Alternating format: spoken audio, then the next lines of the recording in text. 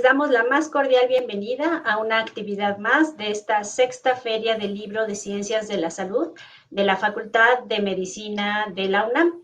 Mi nombre es Beatriz Arellano Reynoso, soy profesora de la Facultad de Medicina Veterinaria y Zootecnia, y para mí es un gusto poder estar este día acompañando a mi amiga, la doctora Carolina Segundo Zaragoza. Siempre es un placer poder recibir la notificación de una nueva publicación, sobre todo siendo esta de alta especialización y a la vez tan accesible y para el provecho de los alumnos de licenciatura de diferentes ramas de las ciencias.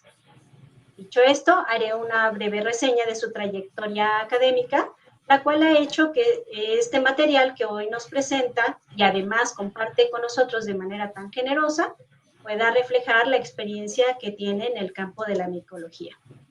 La doctora Carolina es química farmacéutica bióloga de formación por la FES Cuautitlán de nuestra UNAM. Es especialista en diagnóstico bacteriológico y micológico veterinario. Posee además una maestría en ciencias químico-biológicas que realizó en la Escuela Nacional de Ciencias Biológicas del Instituto Politécnico Nacional y obtuvo el grado de doctora en Ciencias de la Producción y de la Salud Animal por parte de la Facultad de Medicina Veterinaria y Zootecnia de nuestra UNAM. Desde muy temprano en su carrera se interesó tanto por la docencia como por la investigación, pero además ha sabido formar a jóvenes investigadores que se acercan a ella para que los guíe en la disciplina de la microbiología. Para mí es un gusto pues, compartirles que tiene fama entre el alumnado por ser una excelente profesora de bacteriología y microbiología a diferentes niveles de enseñanza, no solo de nuestra UNAM, sino en otras instituciones de la República Mexicana, donde también ha sido invitada a impartir clases. Estas actividades que yo les menciono, pues también las ha sabido combinar con los procesos de gestión de la calidad en el área de diagnóstico. Como fruto de su interés por la docencia y la investigación, varios alumnos de licenciatura se han beneficiado y han obtenido el título de médicos veterinarios, pues han realizado su tesis bajo la dirección de la doctora Carolina. Y además, ella imparte clases a nivel de maestría y especialidad. Adicionalmente, siempre está buscando la manera de transmitir el conocimiento y experiencia que posee fuera de las aulas, ya sea por medio de cursos de difusión, de especialización en el área de su competencia, la micología general y la micología veterinaria. Es así que ha elaborado cursos teóricos y prácticos de muy alta calidad en el que han participado no solo alumnos de licenciatura, sino profesores microbiólogos. Yo misma tuve la oportunidad de asistir a un par de estos cursos, por eso conozco la calidad de su trabajo. Esta misma inquietud la ha llevado a crear material didáctico que ahora ofrece a manera de fascículos, con información clara, muy sencilla, con unas ilustraciones de muy alta calidad. La verdad es que estas ilustraciones me encantaron y sobre todo pues que estarán a disposición de la comunidad universitaria. A mí no me cabe ninguna duda que este material altamente especializado será de gran utilidad para estudiantes y profesionales que gusten de la microbiología. Sin más preámbulos, le dejo la palabra a Caro para que nos hable de la obra que presenta el día de hoy, Generalidades de los hongos, dermatomicosis en rumiantes y cerdos, mastitis micótica en rumiantes, aborto micótico, micotoxicosis en animales domésticos, finalmente, métodos y alternativas de diagnóstico en micología veterinaria. Adelante, Caro. Muchas gracias.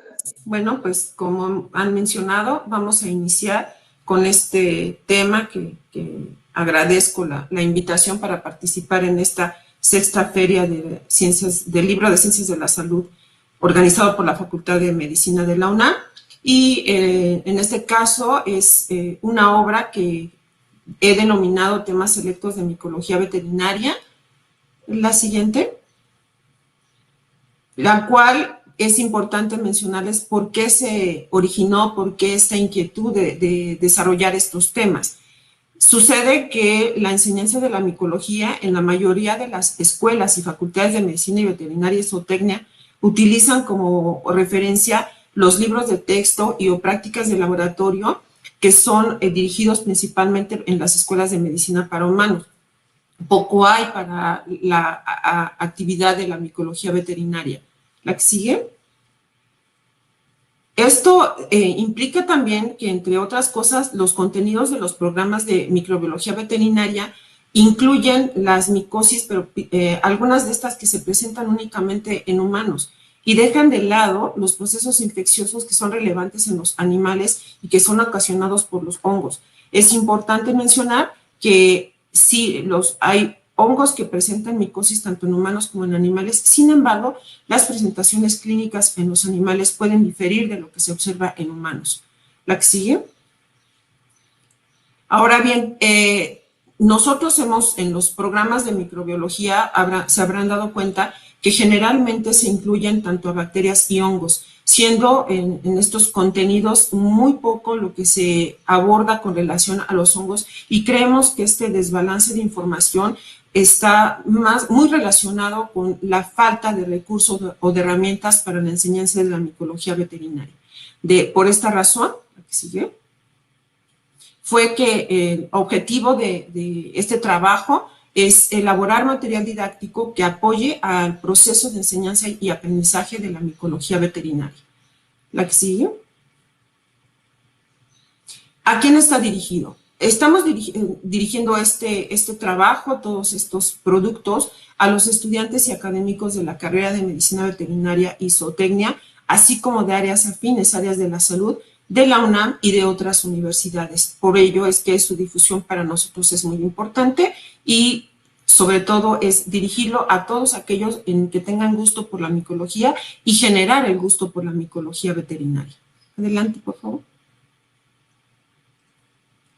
¿Qué hemos hecho hasta el momento? Como bien mencionó la doctora, hasta el momento tenemos estos temas, se han abordado estos temas, estamos trabajando en unos nuevos, pero les voy a presentar en esta ocasión los 6 fascículos que ya se encuentran disponibles para uso de los estudiantes y los académicos que mencioné anteriormente. ¿La que sigue? El primero de ellos es generalidades de los hongos. Cabe mencionar en este punto que cada uno de los fascículos fueron desarrollados con ayuda de expertos en cada una de las áreas. Tuve la fortuna de contar con la participación de diferentes expertos dependiendo del tema que se tocó en este caso. En este caso, por ejemplo, de generalidades de los hongos, la participación de la doctora Laura Rocío Castañón Olivares y de la doctora Elvia Bazán Mora fueron fundamentales. Ellas dos son académicas de la Facultad de Medicina precisamente, y trabajan en el laboratorio de micología médica. Su aportación fue esencial en el desarrollo de este fascículo. ¿La que sigue? ¿Cuál es el contenido del fascículo de generalidades de hongos? La idea fue tener aspectos básicos para que el estudiante, y este es uno de los primeros fascículos, para poderle dar al estudiante un panorama claro, básico de los hongos. Por tanto, se incluyó tanto la definición, evidentemente, de micología, la taxonomía y clasificación actual de los hongos, características morfológicas que permiten la identificación de los hongos, la fisiología de los mismos, algunas asociaciones ecológicas que estos tienen en la naturaleza, los tipos de reproducción que se presentan en los hongos, incluyendo la reproducción de tipo sexual y asexual, y al final incluimos las micosis, que son más relevantes en la micología veterinaria y que forman estas micosis parte de cada uno de los fascículos que se van a presentar a continuación. El siguiente rubro que vamos a comentar de este fascículo fue que, además de incluir aspectos de índole teórico, la intención fue también graficar, es decir, mostrar estructuras en imágenes que fueron tomadas también en nuestro laboratorio, con cultivos de nuestro laboratorio, para poder esquematizar y que para el alumno resulte atractivo. De tal modo que en este fascículo, además de los aspectos que se manejaron, se incluyeron estas fotos en donde presentamos estructuras de los hongos filamentosos. La mayoría de ellos son de estructuras de hongos filamentosos, así como de estructuras de hongos levaduriformes. Cabe mencionar que todas estas imágenes forman parte de un banco de imágenes, también producto del trabajo de varios años en nuestro laboratorio de micología veterinaria.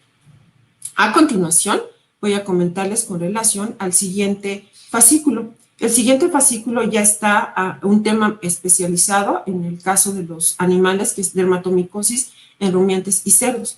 Aquí tuve la fortuna de que uno de los participantes de este fascículo es el doctor Roberto Arenas Guzmán.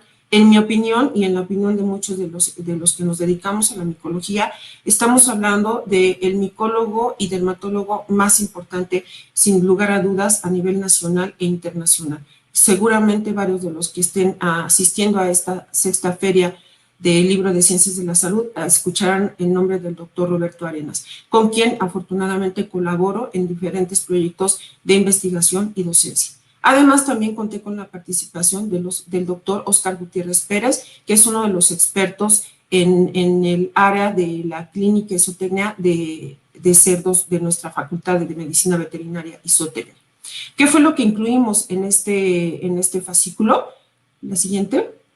El contenido de este fascículo incluye, además de la definición de la dermatomicosis y algunas de las sinonimias, ¿cuál es su importancia? Aquí es necesario recalcar que de todas las micosis que se pueden incluir tanto en humanos como en animales, las dermatomicosis son las de mayor frecuencia, no las más severas, pero sí las de mayor frecuencia, tanto en animales como en humanos.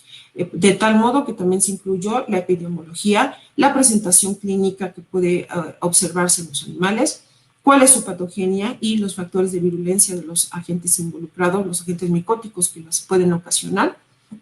¿Cómo se presenta una dermatomicosis en rumiantes? Para aquellos que escuchen este término, cuando hablamos de rumiantes, incluimos a las vacas, a las ovejas, a las cabras. Y asimismo también incluimos la dermatomicosis en los cerdos. Además el otro punto o aspecto a considerar fueron las características de los principales dermatofitos que se ven involucrados en medicina veterinaria, como son el caso del género Microsporum y Trichophyton.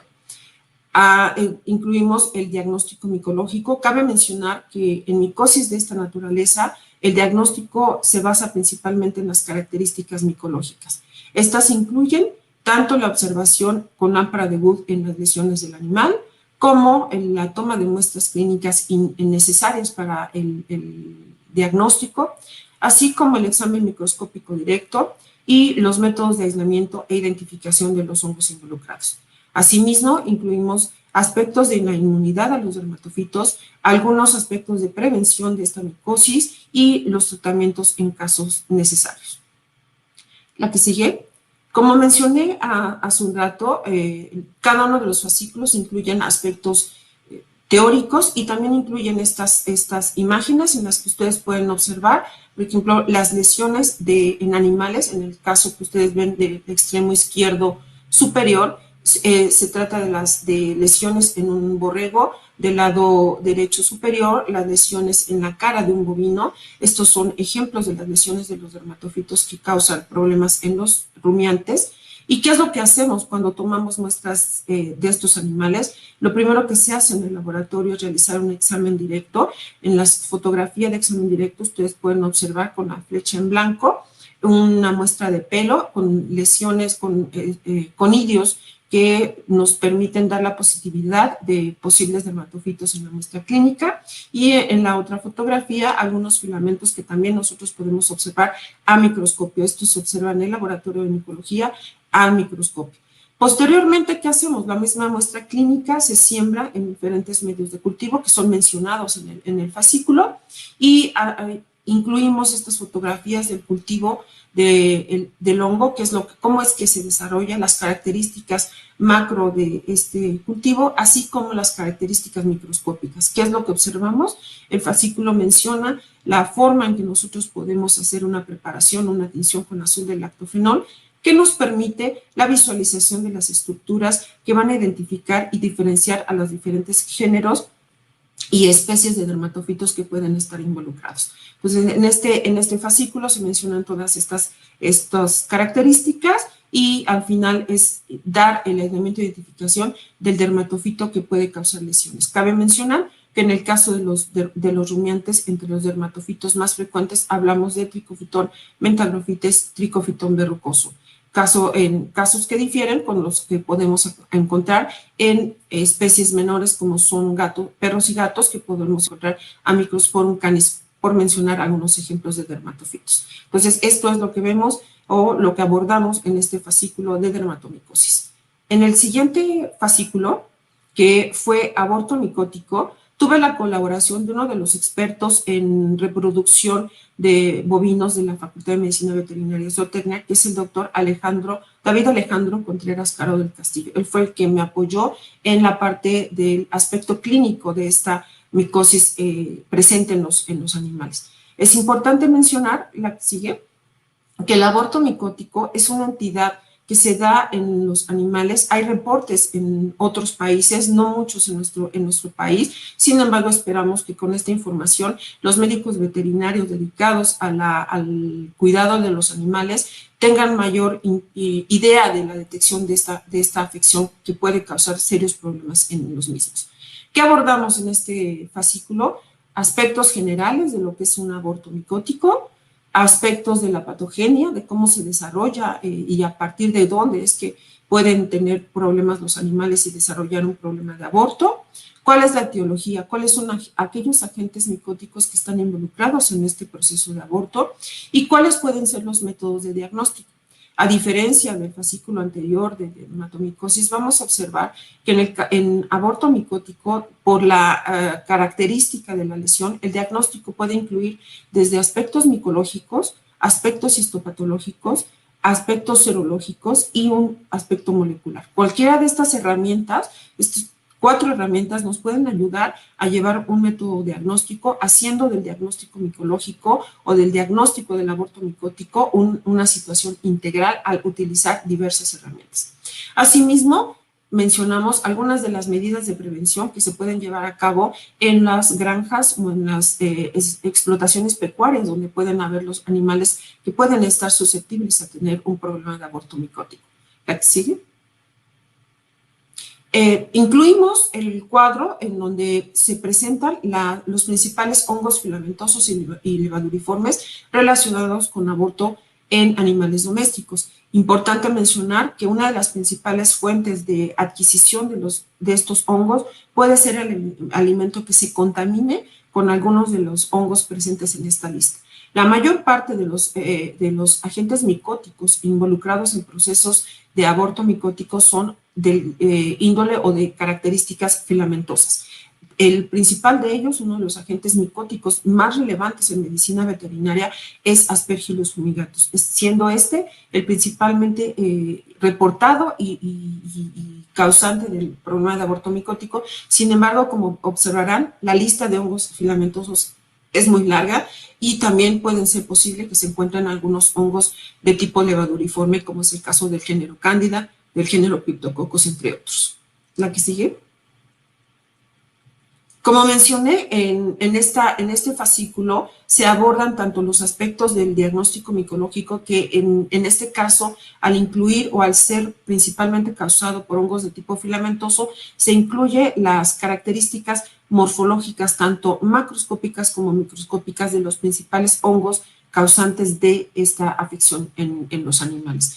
El caso de Aspergillus fumigatus, ustedes podrán observar en la fotografía superior izquierda un cultivo de este hongo que, particularmente para los que nos gusta la micología, las características de este son hermosas. Es un hongo que crece inicialmente color blanco y conforme se va haciendo más viejo adquiere estas diversas tonalidades verdes. Observamos claramente el crecimiento radial que tienen los hongos filamentosos en cultivo y bueno, esta es una de las características para los que nos gusta la micología de este hongo de Aspergillus fumigatus. Del lado derecho superior, ustedes observarán qué es lo que observamos al microscopio de un cultivo de Aspergillus fumigatus, sus características, cabezas conidiales, que cuando uno las ve en el laboratorio o al microscopio dice, esto es un Aspergillus, y dependiendo de su morfología vamos a determinar si es fumigatus o alguna otra especie del género. En la parte superior inferior, vamos a ver otro cultivo de otro hongo que puede estar involucrado en aborto micótico, como es el caso del género Rhizopus. Como ustedes podrán observar, la morfología macroscópica de la colonia difiere mucho de la de Aspergillus. Esto es un hongo de un crecimiento muy rápido, es un hongo filamentoso que cuando yo he platicado a mis alumnos de estos hongos, les digo que si alguna vez han consumido o han comido un algodón de azúcar, la apariencia de las colonias de Rhizopus tienen esa misma textura, ¿no? Pareciera como un algodón de azúcar, nada más que esto no lo debemos comer. Y cuando uno toma esta colonia y hace una preparación de azul del lactofenol para la observación microscópica, vamos a observar estructuras totalmente distintas a las que podemos ver en Aspergillus fumigatus, estructuras denominadas esporangios, en los donde se encuentran contenidas las estructuras de reproducción de tipo asexual de este hongo. Entonces, con estas características, tanto de cultivo como microscópicas, nosotros podemos irnos orientando hacia el agente causal o al agente posible causal del aborto. Otra herramienta, la que sigue, otra herramienta que se utiliza mucho la que sigue, otra herramienta que se utiliza mucho en el diagnóstico de esta micosis es la histopatología. En la foto ustedes podrán ver una lesión de una placenta donde se observa claramente la lesión de la placenta. En este punto es difícil que se pueda determinar cuál es el agente causal. Está la lesión ahí. Sin embargo, cuando ya se hace un corte y se hace una tinción histopatológica de la zona dañada, de la zona de la lesión, ustedes podrán observar en la fotografía que se presenta. Esta es una fotografía de hematoxilina y eosina, donde se alcanzan a observar en el círculo algunas estructuras filamentosas. Estos filamentosos o estas hifas son sugerentes a la presencia de hongos, y en este caso en particular de hongos del género Aspergillus. Entonces, en el caso de este fascículo, estos son algunos de los ejemplos de lo que se abordó para tratar esta afección micótica en animales. El que sigue, por favor. En el caso del siguiente fascículo, que fue el de mastitis micótica en rumiantes, conté con la colaboración de dos médicos de la Facultad de Medicina Veterinaria Zootecnia, que son el doctor David Alejandro Contreras Caro del Castillo y la doctora Grisel Valdés Magaña, ambos expertos en el trabajo con bovinos principalmente, y quienes apoyaron este fascículo. Cabe mencionar que varios de los estudios, bueno, que de entrada en mi trabajo doctoral y varios de los estudios que nosotros realizamos en investigación en nuestro laboratorio se basan principalmente en las cuestiones de mastitis micótica. La que sigue. En este fascículo, ¿qué fue lo que nosotros abordamos? Generalidades de las mastitis. Resulta que las mastitis son una de las afecciones micóticas, o una afección no solamente micótica, es una de las principales afecciones que causan problemas principalmente en los bovinos. Los bovinos son los rumiantes que por elección tienen la mayor productividad de leche. Ahora se están sumando también las cabras, pero en el caso de los bovinos son los principales productores de leche, y ellos son evidentemente los principales afectados por problemas de mastitis. Es importante mencionar que esta afección se da principalmente por bacterias. Sin embargo, de acuerdo a los estudios que nosotros hemos estado realizando, también ya los hongos, y en particular las levaduras, están causando este tipo de problemas en los rumiantes. Entonces, hablamos de las generalidades de las mastitis, de la clasificación clínica de las mismas. En los animales hay mastitis subclínica, clínica y crónica. Bueno, pues en este fascículo se habló de estos aspectos. Abordamos también las cuestiones de las especies animales afectadas, como les mencioné, principalmente los bovinos y las cabras, que son los principales productores de leche, sin dejar de lado también a las ovejas. Se habló de la patogenia de la mastitis, de la etiología. Evidentemente, por cuestiones de interés, pues nos dirigimos a los agentes micóticos que causan este tipo de mastitis, y además en los métodos de diagnóstico. Importante en este caso en la colección, transporte y conservación de las muestras, para que nosotros podamos realizar un adecuado, sobre todo del diagnóstico micológico.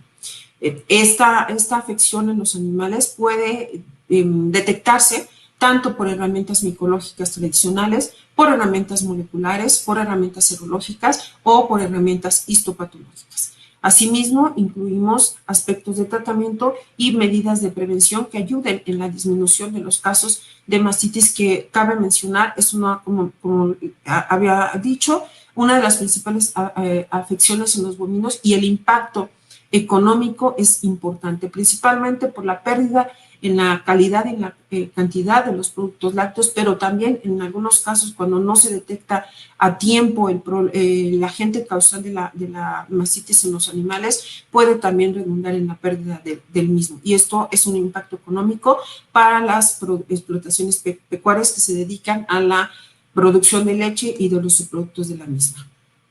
La que sigue. Nosotros incluimos este cuadro en el que se da el método de diagnóstico para la detección de mastitis. Es importante mencionar que las mastitis en los animales pueden ser detectadas evidentemente en campo y con apoyo del laboratorio. Entonces, en este fascículo incluimos este esquema que consideramos muy relevante para que el médico veterinario tenga una idea clara desde qué es lo que podemos hacer y todas las herramientas que se pueden tener para llevar a cabo un diagnóstico correcto y certero de un problema de mastitis. ¿La que sigue? Como mencioné, al estar siendo fascículos en los que nosotros queríamos incluir aspectos gráficos, imágenes, también abordamos estos ejemplos de los principales agentes micóticos, como mencioné, en el caso de las levaduras, uno de los hongos que causan mayor problema de mastitis micótica es el género Cándida. Entonces, la mayor parte de lo que se abordó en este fascículo fue dirigido a la identificación micológica de este género en el laboratorio, incluyendo aspectos desde características macroscópicas del cultivo, características microscópicas morfológicas, como es el tamaño y forma de la levadura, producciones de tubos germinales, producciones de clamidoconidios, así como aspectos de índole metabólico que incluían pruebas bioquímicas y el desarrollo de las diferentes especies del género Cándida en medios cromogénicos como el que ustedes están observando en la parte inferior, que es un medio de cromoagar que nos permite la diferenciación de las especies de las diferentes especies del género Cándida. Entonces, en este fascículo se abordó en el aspecto micológico principalmente la identificación, o se dirigió principalmente a la identificación de las diferentes especies del género Cándida. Cabe mencionar que el género Cándida puede ser identificado por cuestiones micológicas, puede ser identificado con pruebas serológicas, en métodos histopatológicos y también por análisis de sus ácidos nucleicos con la biología molecular. ¿La que sigue? Con relación al fascículo de micotoxicosis en animales domésticos, contamos con la colaboración de la doctora Carolina Moreno Ramos. Ella es una académica de la Facultad de Medicina Veterinaria, de la Facultad de Estudios Superiores Cuautitlán. Ella es experta en el estudio de micotoxicosis, hizo su trabajo de licenciatura, maestría y doctorado en micotoxinas, lo cual, pues, en mi opinión, es una de las principales expertas en el estudio de la misma, y ella fue que nos apoyó para el desarrollo de este fascículo. ¿La que sigue? ¿Qué fue lo que abordamos en el fascículo de micotoxicosis? Una introducción al tema, ¿qué son las micotoxinas? O sea, las micotoxinas, en el caso de los hongos, son productos secundarios del metabolismo de estos. Incluimos cuáles son los factores que determinan la gravedad de la micotoxicosis o los efectos que estas pueden causar, a los alimentos que pueden ser susceptibles de contaminarse de las micotoxinas. Asimismo, incluimos los principales géneros micóticos que son productores de micotoxina, cuáles son los factores que van a favorecer el desarrollo de primero, el crecimiento de los hongos filamentosos y después la producción de las micotoxinas. Asimismo, mencionamos algunas de los tipos y características de las micotoxinas más frecuentes, los efectos en la salud y en la productividad de los animales. Esta afección es importante, así como las que he mencionado anteriormente, porque afectan la productividad de los animales. Además, en este fascículo incluimos cuáles son las normas que van a regular la cantidad de micotoxinas en los piensos y en los alimentos destinados al consumo de los animales. Asimismo, algunos de los métodos que se utilizan en campo para la reducción de las micotoxinas en los alimentos, y también cuáles son las medidas de prevención que se pueden tener para evitar la contaminación de las micotoxinas y los métodos de detección de las mismas a nivel de laboratorio. La que sigue.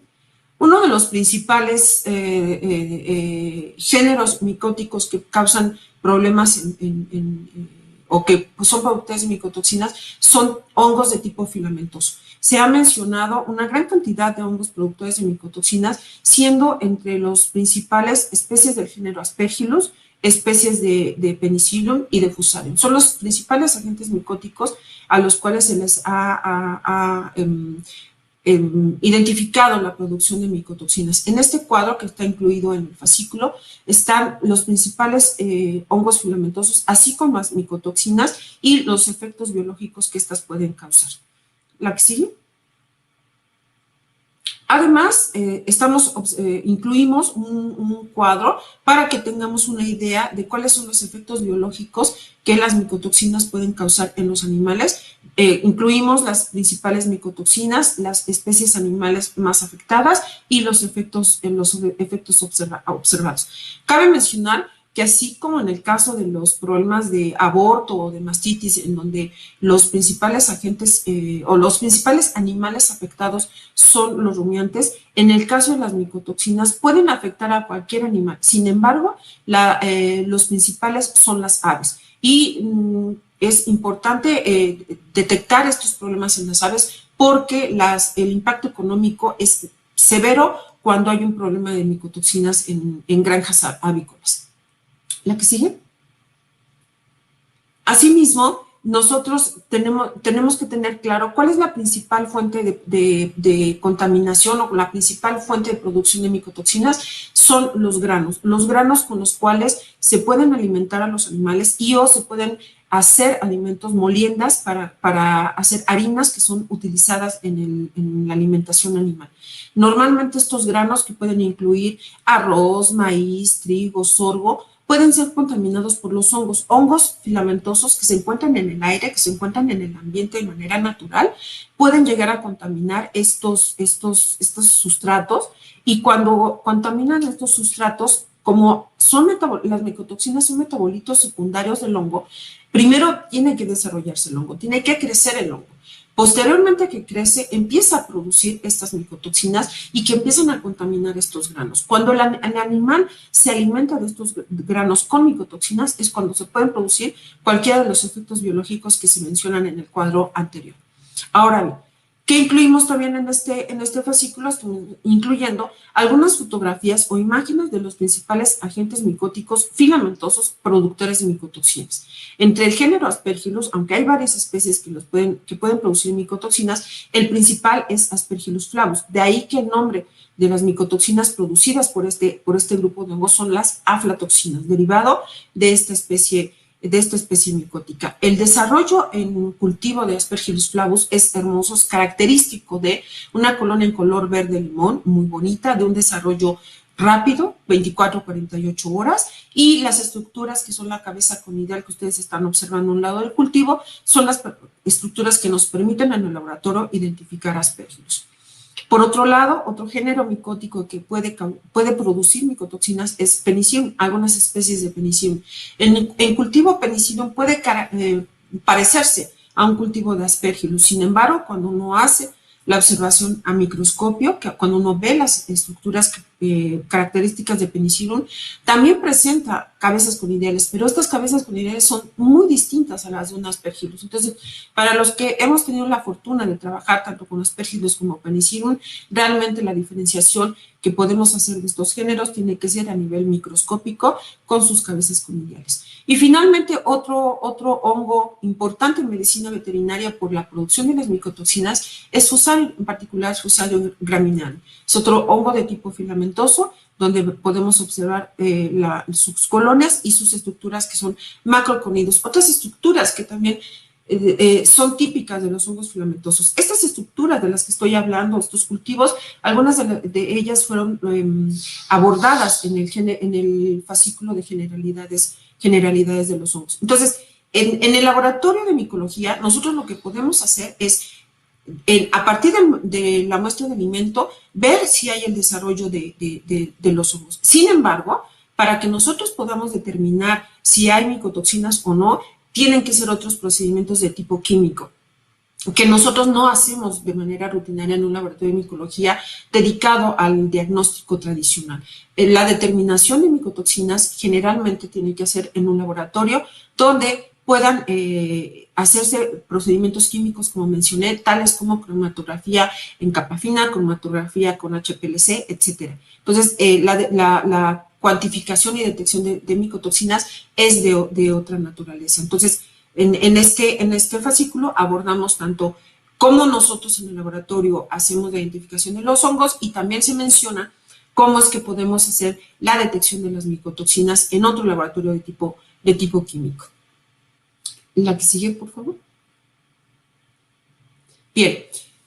El último de los fascículos que presentamos en esta ocasión es los métodos y alternativas de diagnóstico en micología veterinaria. He dejado al final porque de alguna forma hemos estado con los fascículos anteriores mencionando varios de los métodos utilizados en la micología veterinaria para el aislamiento e identificación de los principales hongos que causan problemas en los animales. En este caso tuve el acompañamiento del doctor Enrique Salas Telles, quien también es un académico de la Facultad de Estudios Superiores Cuautitlán y que se ha dedicado a la enseñanza de la micología, particularmente micología en humanos. Sin embargo, bueno, también tiene experiencia, evidentemente, en los métodos de diagnóstico que podemos tener en micología. La que sigue.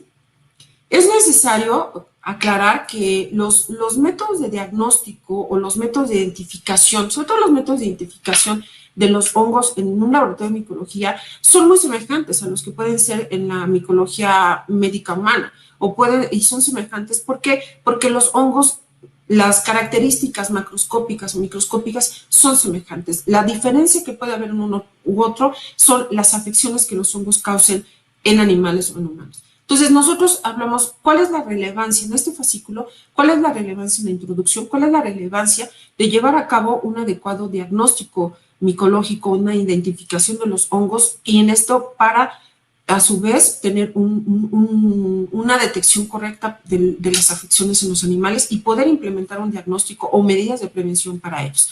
Entonces, ¿qué incluimos en este fascículo? Una introducción. Incluimos los principales cuidados que debemos tener en la colección de muestras para el diagnóstico de micosis, cómo es que debemos tomar la muestra, cómo es que la debemos conservar y cómo es que la debemos transportar, haciendo mención de que en este sentido una buena muestra clínica es la parte, en nuestro caso, para los que nos dedicamos al laboratorio de micología, es la base principal para nuestro diagnóstico. Si no contamos con una adecuada muestra, es difícil que nosotros podamos llevar una correcta identificación. Entonces, por eso fue la necesidad de incluirlo.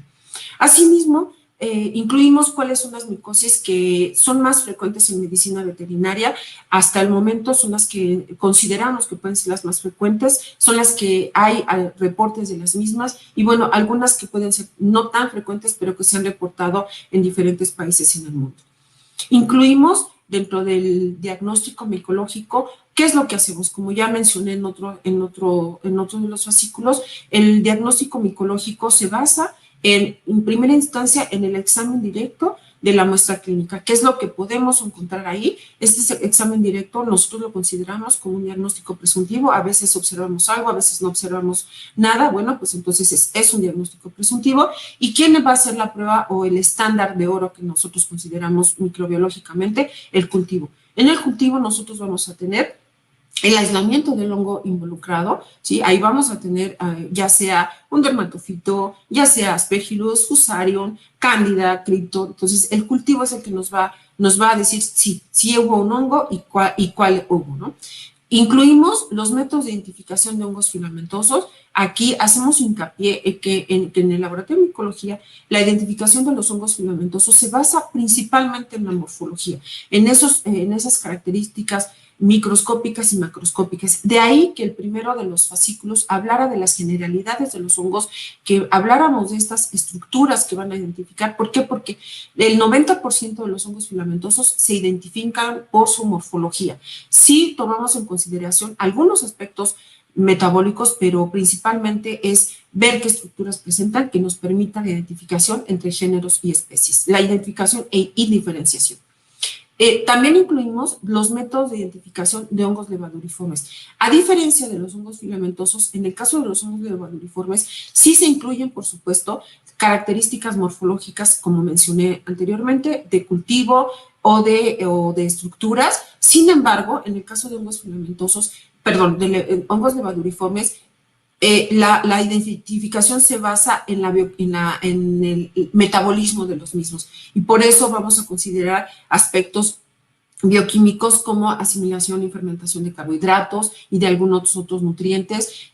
Ahí, con relación a las herramientas metabólicas, es que por eso se pueden utilizar medios cromogénicos y fluorogénicos para identificación de levaduras, ya sea principalmente del género Cándida.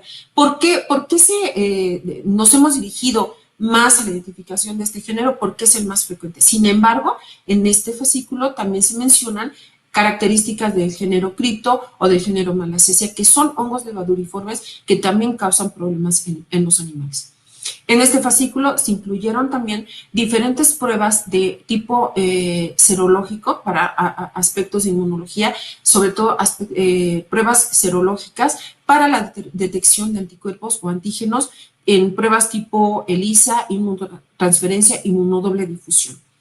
Asimismo, incluimos la histopatología, una herramienta fundamental, sobre todo en micosis que causan problemas tipo mastitis o aborto, o esta herramienta de diagnóstico, esta herramienta histopatológica, está mencionada y utilizada mucho para hongos que hasta ahorita no han podido ser cultivados, tipo Fitium, Rhinosporidium, que son hongos que pueden causar problemas en los animales y que no han podido ser cultivados. Entonces, herramientas como la histopatología o la serología son herramientas necesarias en hongos de esta naturaleza.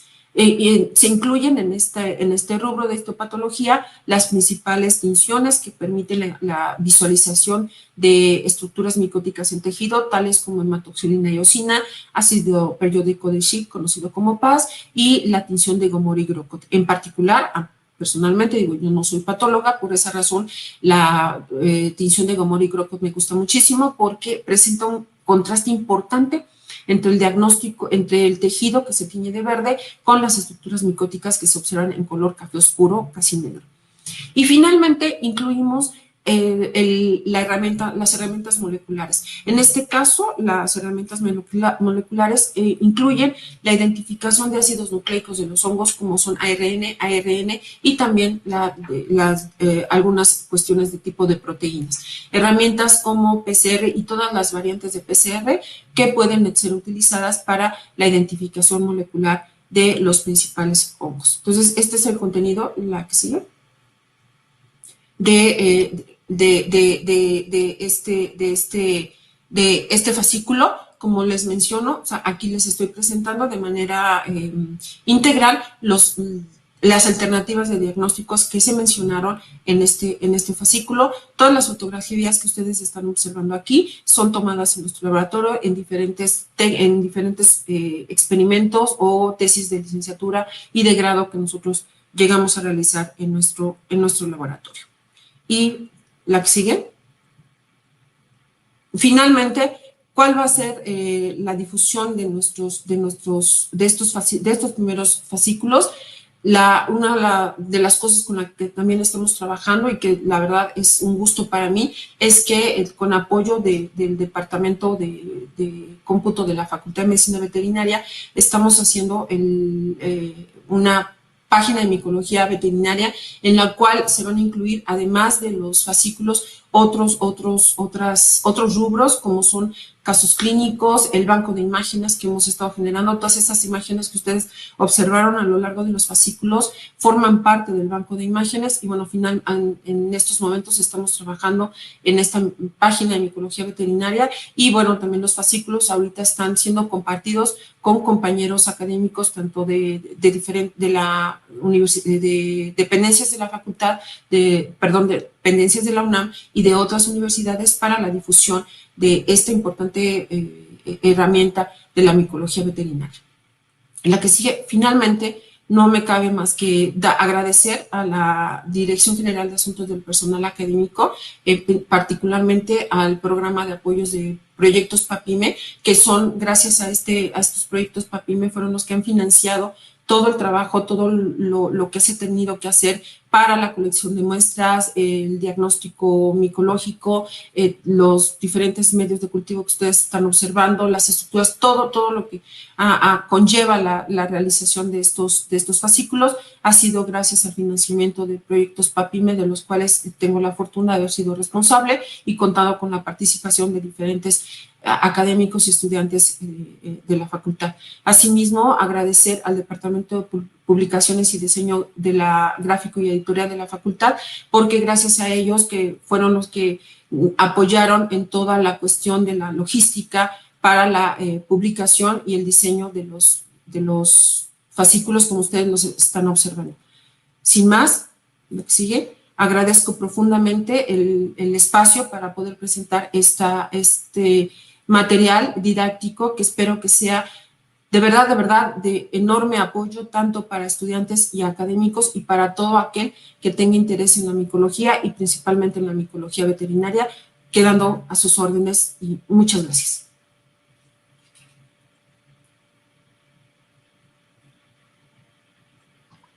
Muy bien, muchas gracias, Caro, por este interesante recorrido que acabas de hacer por esta obra. Estoy cierta que será de gran utilidad, como tú lo mencionas, tanto para clínicos como para personas que están en el laboratorio haciendo el diagnóstico. Muchas gracias nuevamente a todos ustedes por su presencia. Damos por terminada esta actividad y los invitamos a continuar con las actividades de esta sexta feria del libro de Ciencias de la Salud.